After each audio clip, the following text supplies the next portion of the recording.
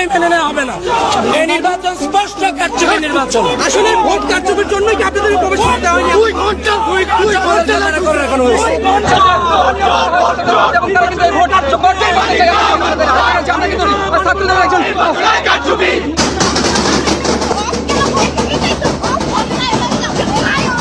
এই তেরুনাথি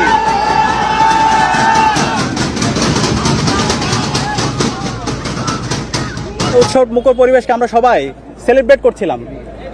আমরা যখন সেলিব্রেট করছিলাম ঠিক সেই সময়ে দর্শক এখনই জানিয়ে দেব ডাকসু নির্বাচনের সকল আপডেট খবরগুলো।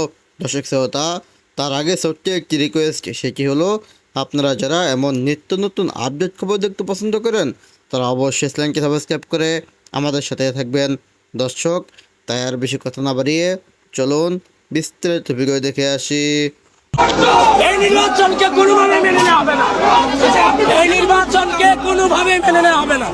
এই নির্বাচন স্পষ্ট কারচুপি নির্বাচন। আসলে ভোট কারচুপির জন্যই কি আপনাদের প্রবেশ করতে হয়নি? 2 ঘন্টা করে রাখানো হয়েছে।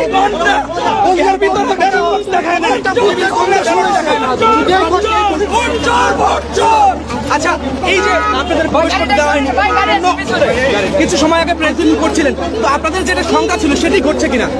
স্পষ্টভাবে বলে দিচ্ছি, এই নির্বাচনকে বর্তমান জামাত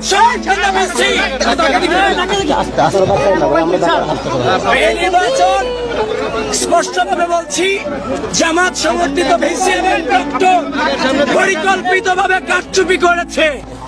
এবং এই রুকিয়া হলের কেন্দ্রে আমরা দুপুরে দেখেছি কারচুপি হয়েছে।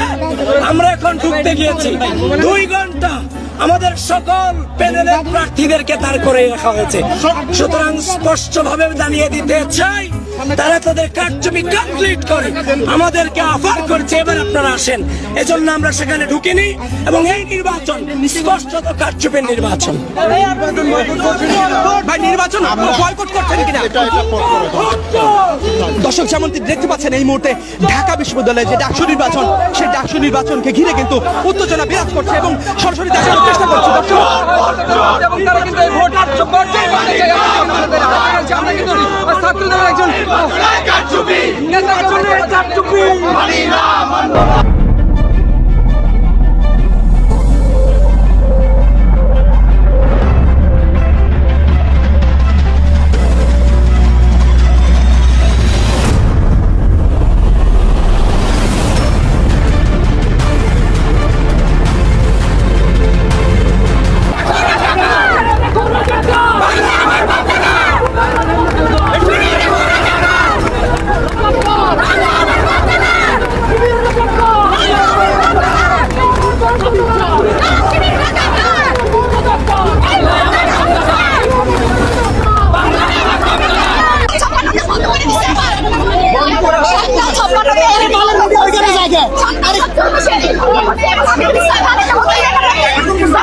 দর্শক, দেখছেন যে এই মুহূর্তে রয়েছে ইউনিভার্সিটি ল্যাবরেটরি স্কুল অ্যান্ড কলেজের সামনে এবং দেখছেন শামসুন্নাহার হল। এখানে শিক্ষার্থীরা তাদেরকে দেখে চলে এসেছেন এবং দেখছেন যে উত্তপ্ত অবস্থায় রয়েছে। এর পাশাপাশি যে এলইডিটি রয়েছে সেই এলইডিটি এখন এই মুহূর্তে বন্ধ রয়েছে এবং দেখছেন যে এখানে উত্তেজনাপূর্ণ একটি অবস্থা, অর্থাৎ উত্তাল অবস্থা রয়েছে। এখানে আপনাদের সেই চিত্র দেখানোর চেষ্টা করছে।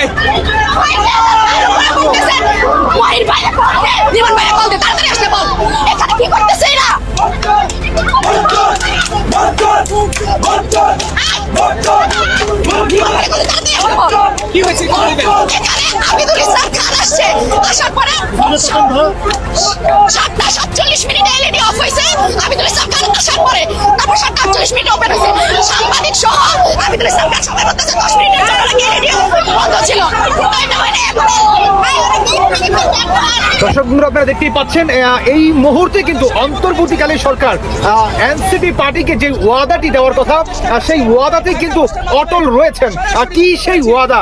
ডক্টর ইউনূস তিনি ওয়াদা করেছিলেন যে আমি যেহেতু ক্ষমতায় বসেছি সেহেতু এনসিপিকে প্রশাসন দিয়ে, সেনাবাহিনী দিয়ে, পুলিশকে দিয়ে যতটুকু রাজনীতি মাঠে এবং ভোট কেন্দ্রে যতটুকু সহায়তা দরকার ততটুকু সহায়তা এনসিপিকে আমরা অন্তর্ভুক্ত এবং উপদেষ্টা যত গার্জিয়ান আছে সবাই মিলে এনসিপি পার্টিকে আমরা সহায়তা দেওয়ার চেষ্টা জানাবো, তারই কিন্তু একটা বাস্তব চিত্র প্রমাণ এই মুহূর্তে কিন্তু আমরা এই ডাকসু নির্বাচনে কিন্তু সেই প্রমাণ অক্ষরে অক্ষরে কিন্তু পেয়ে গেলাম। সিসিটিভি ফুটেজ বন্ধ করে দিয়ে কিন্তু শিবির এবং জামাতের হয়ে কিন্তু অন্তর্বর্তীকালীন সরকার সমস্ত ভোট কিন্তু তাদেরই আসলে পক্ষে কিন্তু নির্ধারণ কিন্তু করে দিলেন।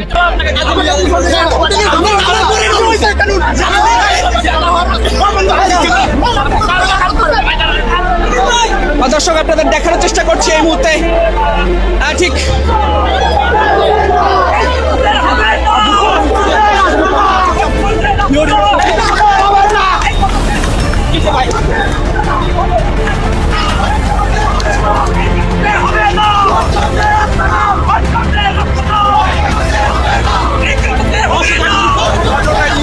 দেখছেন আবিদুল ইসলাম খান এই মুহূর্তে এগিয়ে যাচ্ছেন, আপনাদের সেই চিত্র দেখানোর চেষ্টা করছি। তিনি বের হয়েছেন